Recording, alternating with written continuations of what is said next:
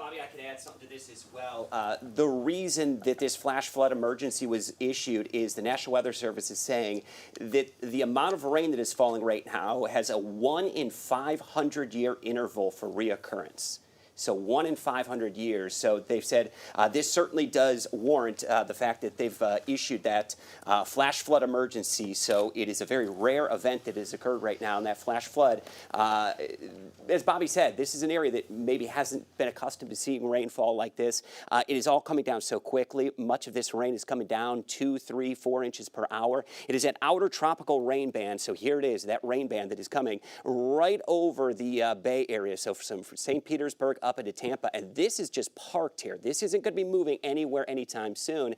Just about 20 to 30 minutes ago, we went through that hour-by-hour forecast. This could be around for another couple of hours. We're seeing that heavy rainfall that is occurring. The intensity of that rainfall, perhaps rainfall you haven't seen like that hard in quite some time. So flash flood warning, that is an emergency that was issued. That will be out there for about another 2 hours as we get that outer band, so to speak, of Milton that is really going to be moving through. You can see that pivot point as well. So there's our circulation.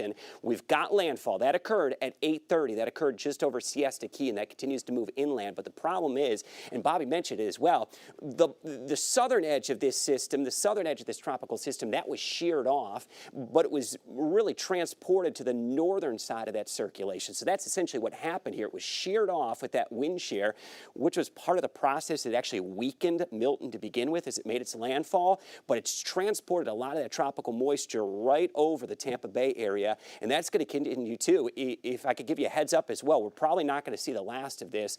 This is likely to continue down the I-4 corridor as well, so over toward Lakeland and north of I-4, we're getting really heavy rainfall rates.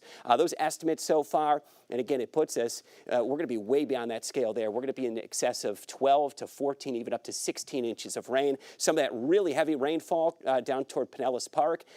This is areas that have potentially seen a little bit of storm surge. Now they're getting about a foot of rainfall on top of what they saw with a little bit of storm surge earlier in the day. So we had mentioned that it was a good news type of scenario that as far as storm surge, the winds had sucked the water out of the bay.